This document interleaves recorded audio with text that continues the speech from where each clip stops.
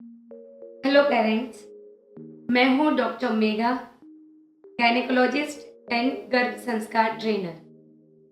हमारी जो साइंटिफिक गर्भ संस्कार की सीरीज, उसमें हम आपको बच्चे के डेवलपमेंट के रिलेटेड बहुत सारे फैक्टर से अवगत कराते हैं और आपको गाइडेंस देते हैं कि प्राउड पेरेंट बनने के लिए आपको क्या करना चाहिए। All parents want an ideal baby. सबको चाहिए कि उनका जो आने वाला संतान है वो एक अच्छा बुद्धिमान बच्चा हो, बहुत ही हेल्दी हो, दिखने में सुंदर हो, संस्कारी हो, मतलब कि सारे गुणों से संपन्न बच्चा सारे पेरेंट्स चाहते हैं। पर हम देखते हैं कि कई बार कुछ बच्चे बहुत इंटेलिजेंट होते हैं, कुछ बच्चे दिखने में बहुत सुंदर होते हैं, कुछ बच्चे हेल्थ में बहुत अच्छे होते हैं एंड कंपेयर टू दैट कुछ बच्चे बहुत लो IQ या दिखने में एवरेज या तो हेल्थ में वीक ऐसे होते हैं। इट मीन्स सारे जो ह्यूमन हैं वो एक दूसरे से अलग है। ऐसा कह सकते हैं कि भगवान ने सबको अलग बनाया। टाइटल नोट पे मैं हमेशा कहती हूँ कि जो भी सबसे ऑपोजिट नेचर के मेल फीमेल थे उन्हें भगवान ने हस्बैंड वाइफ बना दी। बट या फैक्ट इज कि एक इंसान दूसरे इंसान से अलग है। तो ऐसा क्यों है?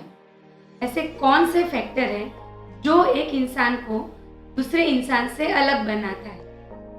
आमतौर पे जब भी ये क्वेश्चन मैं पेरेंट्स को पूछती हूँ तो उनके आंसर्स होते हैं कि पेरेंट्स के जीनेटिक्स, या तो एनवायरनमेंट का इफेक्ट, या तो अपब्रिंगिंग का इफेक्ट, या तो बच्चे कौन से स्कूल में जाते हैं, उनके फ्रेंड्स कौन से हैं, नेबर्स कौन से हैं, सराउंडिंग कौन सा है।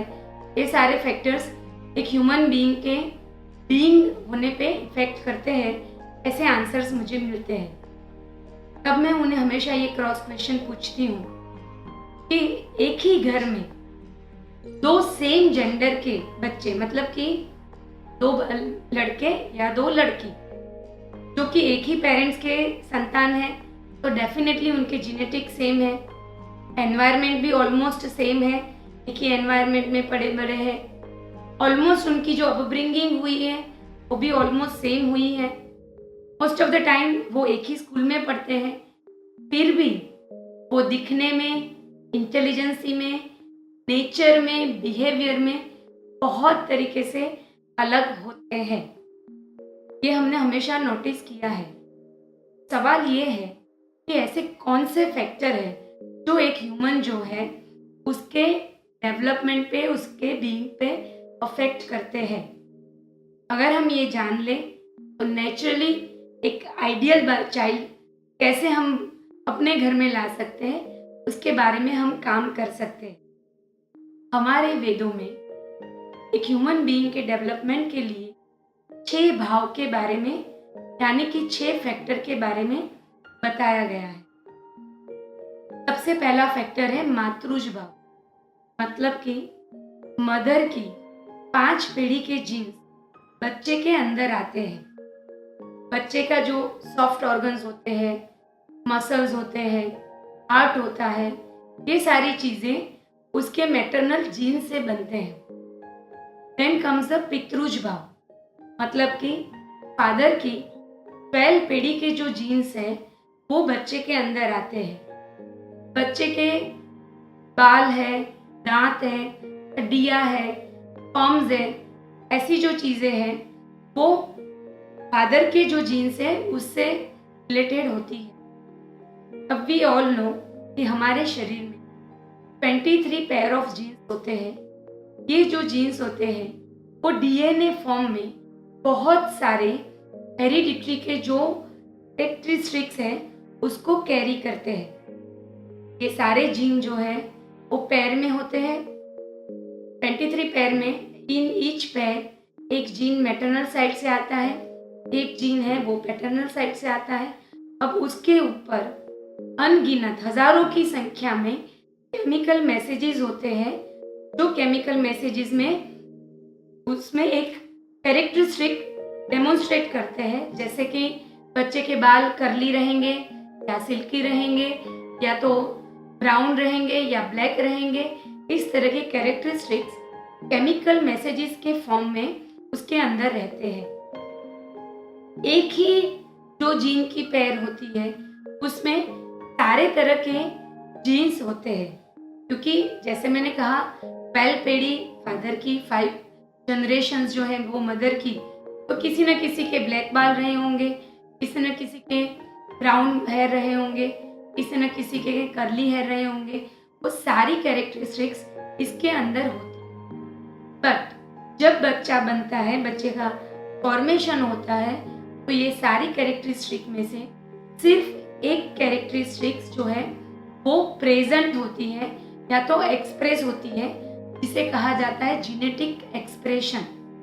मतलब कि अगर कर्ली बाल की क्वालिटीज एक्सप्रेस हुई तो बच्चे के बाल कर्ली आएंगे, सिल्की बाल की हुई तो बच्चे के बाल सिल्की आएंगे। ऐसा नहीं कि आधे बाल कर्ली हुए और आधे बाल सिल्की हुए, ऐसा नहीं हो सकता।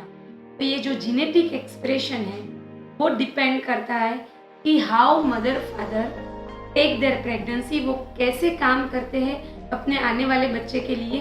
उसके हिसाब से वो खुद डिसाइड कर सकते हैं कि बच्चे के अंदर कौन से जीनेटिकल मैसेजेस को एक्सप्रेस होने देना है। और यहाँ पे आपको ये जो साइंटिफिक गर्भ संस्कार की जो प्रोसेस है वो बहुत हेल्पफुल होने वाली है कि किस तरह से आप अपने आप वो एक्सप्रेशन को सिलेक्ट करो। दिस इज रिगार्डिंग मातृजन पितृज भाव। इवन वी नो कि जब एक एग बनता है जिससे फर्टिलाइजेशन होता है, वो एग के साथ साथ बहुत सारे 8 to 9 एग्स जो हैं वो डेवलप होते हैं और उसमें से कोई एक एग के द्वारा ही बच्चे का निर्माण होता है। और ऐसे ही during relationship approx each relationship के वक्त 300 मिलियन जितने स्पर्म्स लिबरेट होते हैं, उसमें से भी सिर्फ एक स्पर्म के द्वारा ही फर्टिलाइजेशन होता है। एंड पेरेंट्स चाहे तो ये भी डिसाइड कर सकते हैं कि कौन सी जेनेटिक क्वालिटीज वाले स्पर्म या हेल्दी स्पर्म और हेल्दी एग से ही बच्चे का निर्माण करना है। तो ये मातृज और पितृज भाव था। देन कम्स आत्मज भाव। मतलब कि एक बच्चा जो जन्म लेता है वो अपने साथ अपने जन्मों जन्म के संस्कार लेके आता है। मतलब कि हार्डवेयर जो है उसमें जो सॉफ्ट कॉपी जो प्रोग्रामिंग इंस्टॉल होगा, हार्डवेयर उसी तरह से काम करेगा। कुछ ऐसा ही बच्चा अपने जन्मों जन्म का जो संस्कार लेके आएगा, वो संस्कार के हिसाब से उसका शरीर बनेगा, उसका नेचर बनेगा। इसी वजह से कुछ बच्चे की जन्म से आंखें नहीं होती, कुछ बच्चे को जन्म से ही हाथ पैर नहीं होते।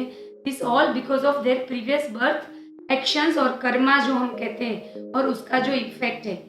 समटाइम्स हम ये थियोरी को नहीं मानते हैं, हमारा लॉजिक ये थियोरी मानने से डिनाई करता है। But nowadays professor Hickels and doctor Bence जैसे साइंटिस्ट ने भी बहुत सारे रिसर्च करके ये प्रूव किया है कि हमारे ब्रेन में जो ग्रे मैटर्स है उसके अंदर बहुत सारे रेखाएं, लाइनिंग्स होती है, और वो डिपेंड करती है बहुत कुछ हद तक अपने प्रीवियस बर्थ के एक्शंस के मोड पे। कहीं पे नाउअडेज साइंस भी कर्म की थियोरी को मानने लगा है। उसके बाद का जो फैक्टर है वो है सातम्यज भाव। मतलब कि माता 9 महीने तक जो भी एक्शन लेती है, उठना, बैठना, खाना पीना, सोचना, पढ़ना, लिखना, मूवी देखना, फेसबुक करना, व्हाट्सएप करना, वो सारी चीज़ों का इम्पैक्ट बच्चे के डेवलपमेंट पे, बच्चे के बीइंग पे होता है।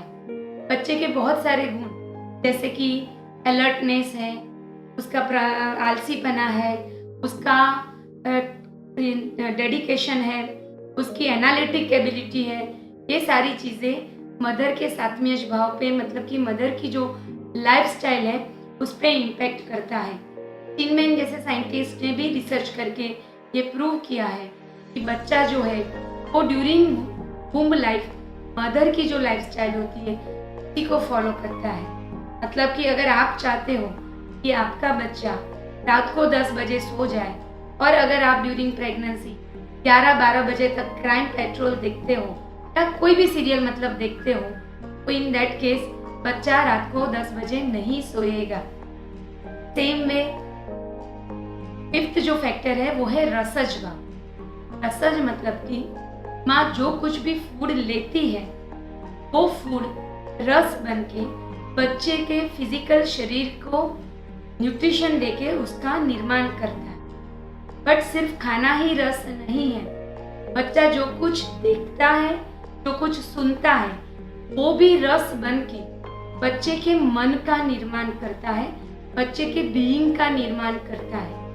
और लास्ट में आता है सत्वज भाव। मदर जो कुछ भी सोचती है और जो कोई इमोशंस लेती है, वो सोच और वो इमोशंस की इफेक्ट बच्चे के बीइंग पे होती है, बच्चे के डेवलपमेंट पे होती है। आगे की हमारी जो सीरीज है उसमें कई जगह पे हमने सात्विक भाव, सत्वज भाव या रसज भाव के बारे में बहुत डिटेल में बहुत सारे एग्जाम्पल के साथ भी आपको समझाया है। मतलब कि अगर हम चाहते हैं कि हमारे घर पे एक ideally developed physically, mentally, intellectually, emotionally, spiritually सारे क्वेश्चन में एक आइडियली डेवलप बच्चा हमारे घर पे आए, तो हमें ये 6 के 6 भाव को आइडियल या उत्तम बनाना पड़ेगा। इसको कैसे उत्तम बनाया जा सकता है, कैसे इसको हम पॉजिटिवली हमारी डिजायर या तो हमारी विश के बेबी के लिए यूज कर सकते हैं या तो उपयोग कर सकते हैं, इसकी डिटेल जानकारी आपको हमारे साइंटिफिक गर्भ संस्कार प्रोग्राम या वर्कशॉप में बहुत अच्छी तरह से प्रैक्टिकली दी जाती है। तो अगर आप चाहते हो तो आप हमारा ये प्रोग्राम ज्वाइन कर सकते हो।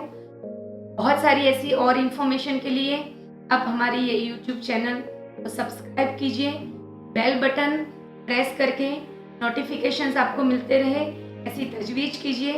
हमारी जो वेबसाइट है उसको आप विजिट कर सकते हो, वहाँ पे हम आपको हमारे अपकमिंग प्रोग्राम्स के बारे में बहुत सारी डिटेल मिलेगी। हमारा फेसबुक पेज है साइंटिफिक गर्भ संस्कार, उसे भी आप फॉलो कर सकते हो। हमारा ग्रुप है फेसबुक पे साइंटिफिक गर्भ संस्कार, जहाँ पे बहुत सारे पेरेंट्स अपने व्यू वहाँ पे पोस्ट करते हैं, उनको ये जर्नी थ्रू अपने बच्चों में जो अमेजिंग रिजल्ट मिले हैं उसको वो लोग शेयर करते हैं, तो वो भी आप फॉलो कर सकते हो। Anyhow, stay connected with us and be proud parent.